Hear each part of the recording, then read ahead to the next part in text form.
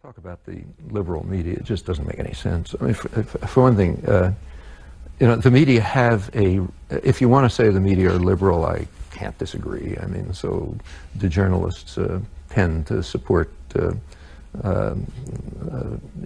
women's choice? Yeah, probably. Do they believe in civil rights? Yeah, probably. But that has almost nothing to do with the content of the media. If you want to, I've never in my, I've written a lot about the media, but I've never talked about liberal conservative bias, because I don't think it means anything. You want to understand the media, first of all, take a look at their content. Okay, I gave one example before, the propaganda, fantastic propaganda, which managed to convince people of these incredible delusions about Iraq. It's not that the media came out and said Saddam Hussein was responsible for 9/11, but they permitted distribution of those charges uncritically in such a way that the population actually came to believe it. And there's case after case of this. Before this, earlier in the program, I mentioned that you can't find a map in the media of the Clinton-Barack offers of a settlement in Camp David, which was so highly praised. Well, I don't know if that's liberal bias or conservative bias, but it's not a journalistic integrity.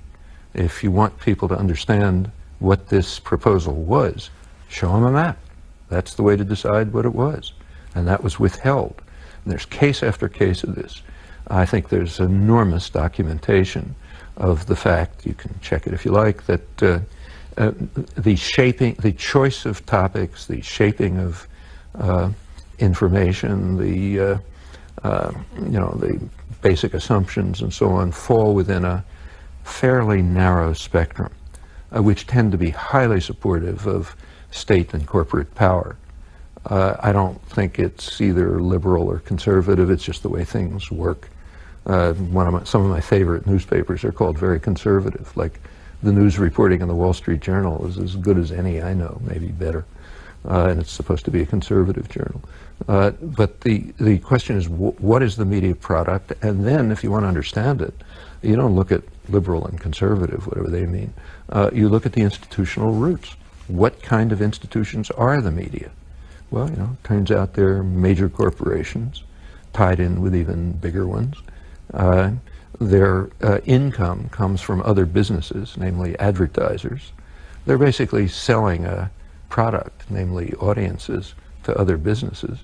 And I think if you look, you find that the interests and concerns of the sellers and the buyers have a very powerful influence on the media product. That has to be demonstrated, not just asserted.